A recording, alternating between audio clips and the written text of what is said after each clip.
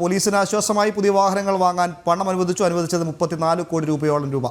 34 കോടി രൂപയാണ് അനുവദിച്ചത്. 241 പുതിയ വാഹനങ്ങളാണ് വാങ്ങുന്നത്. നീക്കം കേന്ദ്ര ആഭ്യന്തര സെക്രട്ടറി മാസം 25-ന് എത്താനിരിക്കെ കേന്ദ്ര ഫണ്ട് വിനിയോഗം ചർച്ച ചെയ്യാനാണ് കേന്ദ്ര ആഭ്യന്തര സെക്രട്ടറി എത്തുന്ന വിവരങ്ങളുമായി രാജീവ് ചേർക്കുന്നു. രാജീവ്, കേന്ദ്രത്തെ കണക്ക് ബോധിപ്പിക്കാനാണെങ്കിൽ പോലും എന്തായാലും ഇപ്പോൾ പോലീസിന് നിരന്തരമായ ആവശ്യമായിരുന്നു. സംസ്ഥാന പോലീസ് മേധാവി തന്നെ പലപ്പോഴും ആവശ്യപ്പെട്ടിരുന്നു പുതിയ വാഹനങ്ങൾ വേണമെന്ന്. അപ്പോഴൊക്കെ നിരാകരിച്ചിരുന്നു. ഇപ്പോൾ കേന്ദ്ര ആഭ്യന്തര സെക്രട്ടറിയുടെ കേരളത്തിലേക്കുള്ള വരവ് കാരണമായാണെങ്കിൽ പോലും ഇപ്പോൾ വാഹനങ്ങൾ വാങ്ങാൻ അനുമതി ലഭിച്ചിരിക്കുന്നു അല്ലേ?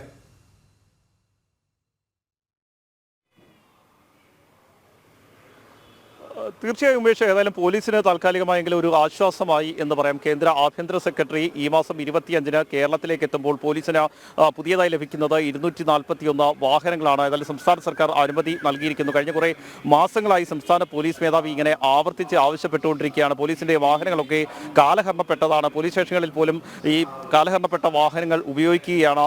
അതുകൊണ്ട് തന്നെ പുതിയ വാഹനങ്ങൾ വേണമെന്നായിരുന്നു സംസ്ഥാന പോലീസ് മേധാവിയുടെ ആവശ്യം. എന്നാൽ ധനവകുപ്പ് ഇതിനോട് യോജിച്ചിരുന്നില്ല. ധനവകുപ്പ് പണം അനുവദിക്കാതിരിക്കുകയായിരുന്നു.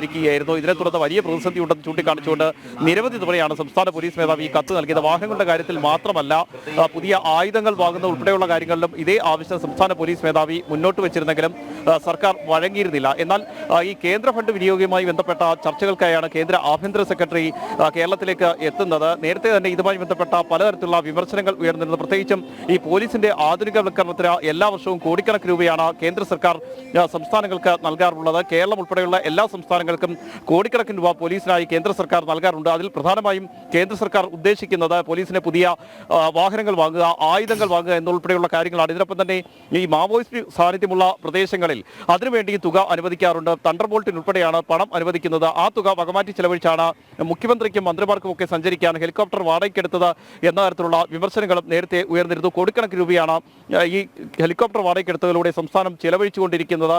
ഇത്തരത്തിലുള്ള വിമർശനങ്ങൾ വളരെ ശക്തമായി വരുന്ന ഒരു സാഹചര്യത്തിൽ കൂടിയാണ് കേന്ദ്ര ആഭ്യന്തര സെക്രട്ടറി ഈ മാസം 25-ന് കേരളത്തിലേക്ക് എത്തുന്നത്. ഇതിനു മുൻപായി തന്നെയാണ് സംസ്ഥാന സർക്കാർ 241 പുതിയ വാഹനങ്ങൾ സംസ്ഥാന പോലീസിനെ വാങ്ങുന്നതിനായി പണം അനുവദിച്ചിരിക്കുന്നത്. 34 കോടി രൂപയ്ക്കടുത്താണ് പണം അനുവദിച്ചുകൊണ്ട് ഉത്തരവ് പുറത്തിറക്കിയിരിക്കുന്നത്. ഈ പണം അനുവദിച്ചു എന്ന് പറയുമ്പോൾ തന്നെ അതിൽ ശ്രദ്ധിക്കേണ്ട മറ്റൊരു കാര്യമുണ്ട്.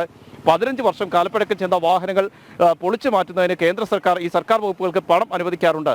ഈ പണം ലഭിക്കുന്ന മുറയ്ക്ക് ഇത് ചെലവ് കണക്കാക്കണമെന്ന ഒരു നിർദ്ദേശം കൂടി ഈ ഉത്തരവിൽ പറഞ്ഞിട്ടുണ്ട്. അതായത് കേന്ദ്ര സർക്കാരിന്റെ പണം തന്നെയാണ് ഇതിനു വേണ്ടിയും ഉപയോഗിക്കുന്നത് എന്ന ഈ ഉത്തരവിൽ വ്യക്തമാകുന്നുണ്ട്. അതിനുവേണ്ടിയുള്ള പണത്തിന്റെ കണക്ക് കൂടി പറഞ്ഞുകൊണ്ടാണ് ഈ ഉത്തരവ് പുറത്തിറക്കിയിരിക്കുന്നത്. അതായത് കേന്ദ്ര സർക്കാർ ഫണ്ടുകൾ വകമാറ്റുന്നുവെന്ന വിമർശനം വളരെ ശക്തമായി ഉയർന്നതിനിടെ കൂടിയാണ് ഈ തുക അനുവദിച്ചിരിക്കുന്നത് എന്ന് വ്യക്തമാക്കുന്ന രേഖകൾ കൂടിയാണ് പുറത്തു വന്നിരിക്കുന്നത്. ഉമേഷ്, രാജീവ്, ഒറ്റ കാര്യം കൂടി ഒരു സാങ്കേതികത്വം ചോദിക്കുകയാണ്.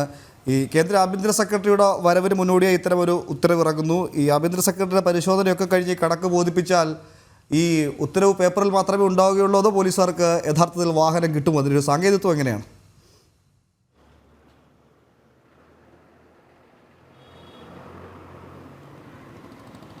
പക്ഷേ തീർച്ചയായും മുൻപൊക്കെ ആണെങ്കിൽ ഒരു ഉത്തരവ് ഇറക്കുക, അതിനുശേഷം ഈ പണത്തിന് വേണ്ടി വീണ്ടും ഈ സംസ്ഥാന പോലീസ് മേധാവി ധനവകുപ്പിന്റെ പുറവേ നടക്കുക, അതാണ് സംഭവിച്ചുകൊണ്ടിരുന്നത്. ഇന്ധനം നിറയ്ക്കുന്ന ഉൾപ്പെടെയുള്ള കാര്യങ്ങൾ നമ്മൾ അത് കണ്ടതാണ്. കാര്യം സ്വകാര്യ പമ്പുടമകൾ ഒടുവിൽ പോലീസിനോട് പറയേണ്ടി വന്നു ഇനി പണം നൽകാതെ ഇന്ധനം നൽകില്ല എന്ന്. അത്തരം ഒരു ഗതികേട് പോലും പോലീസിനുണ്ടായി. പോലീസ് സ്റ്റേഷനുകളിൽ നിന്ന് പുറത്തേക്ക് വാഹനങ്ങൾ ഇറക്കാൻ കഴിയാത്ത സാഹചര്യം ഉണ്ടായി. മാത്രമല്ല, തമിഴ്നാട്ടിൽ ഈ തെരഞ്ഞെടുപ്പ് ഡ്യൂട്ടിക്ക് പോയതിനു ശേഷം ഈ പോലീസ് വാഹനങ്ങളിൽ ഇന്ധനമില്ലാതെ തമിഴ്നാട്ടിൽ കുടുങ്ങിക്കിടക്കേണ്ട അവസ്ഥ പോലും പോലീസ് വാഹനങ്ങൾക്കുണ്ടായി. ഒരു ഗതികെട്ട് ഈ മാധ്യമങ്ങളെ, ജനം ടി വി ഉൾപ്പെടെയുള്ള മാധ്യമങ്ങളെ പോലീസുകാർക്ക് വിളിക്കേണ്ടി വന്ന സാഹചര്യം ഉണ്ടായി. അതിനുശേഷമാണ് ഈ പോലീസ് വാഹനങ്ങളിൽ ഇന്ധനം നിറയ്ക്കാൻ പോലും കഴിഞ്ഞത്. ഇവിടെ പക്ഷേ ഇറക്കിയ ഉത്തരവ് പരിശോധിക്കുകയാണെങ്കിൽ ഈ മാസം 27-ന് മുമ്പ് പർച്ചേസ് ഓർഡർ നൽകാനുള്ള നിർദ്ദേശം കൂടി നൽകിയിട്ടുണ്ട്. അതായത് വാഹനം വാങ്ങുന്നതിനുള്ള നടപടിക്രമങ്ങൾ ആരംഭിക്കാൻ തന്നെ സംസ്ഥാന പോലീസ് മേധാവിയോട് സർക്കാർ നിർദ്ദേശിച്ചിരിക്കുകയാണ്. കാരണം കേന്ദ്ര ആഭ്യന്തര സെക്രട്ടറിയാണ് കേരളത്തിലേക്ക് വരുന്നത്. കൃത്യമായി കണക്കുകൾ നൽകേണ്ടി വരും. വാഹനങ്ങളുടെ ഉൾപ്പെടെയുള്ള കണക്കുകൾ നൽകേണ്ടി വരും.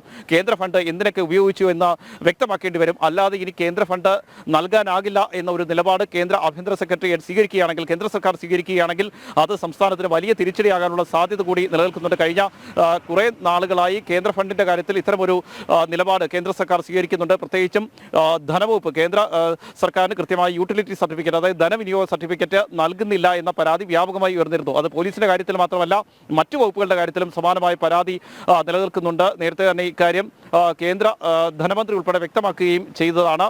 ഇത്തരമൊരു സാഹചര്യം പോലീസിന് നിലനിൽക്കുന്നുണ്ട്. അതുകൊണ്ട് തന്നെ കൃത്യമായ കണക്കുകൾ ഏതായാലും സംസ്ഥാന സർക്കാരിന് കേന്ദ്ര ആഭ്യന്തര സെക്രട്ടറിക്ക് മുൻപിൽ നൽകേണ്ടി വരും. ചീഫ് സെക്രട്ടറിയും അതുപോലെ തന്നെ സംസ്ഥാന ആഭ്യന്തര സെക്രട്ടറിയും സംസ്ഥാന പോലീസ് മേധാവി ഉൾപ്പെടെയുള്ളവരാണ് ഈ യോഗത്തിൽ പങ്കെടുക്കുന്നത്. കൃത്യമായ കണക്കുകൾ ആഭ്യന്തര സെക്രട്ടറിക്ക് മുൻപിൽ നൽകേണ്ടി വരും. ഇതിനുശേഷമാവും മറ്റ് നടപടികളിലേക്ക് കേന്ദ്ര സർക്കാർ കടക്കുക. ഉമേഷ്, യെസ്, എന്തായാലും കേന്ദ്ര ആഭ്യന്തര സെക്രട്ടറിയുടെ വരവ് സേനയെ നവീകരിക്കാൻ ഇടയാക്കുന്നുണ്ടെങ്കിൽ ഇടയ്ക്കിടയ്ക്ക് അദ്ദേഹം വന്നു പോകട്ടെ എന്നാവും കേരളത്തിലെ പോലീസ് ഉദ്യോഗസ്ഥരൊക്കെ ആഗ്രഹിക്കുന്നത്. ആ രാജീവാണ് വിശദമായ റിപ്പോർട്ട് പങ്കുവച്ചത്.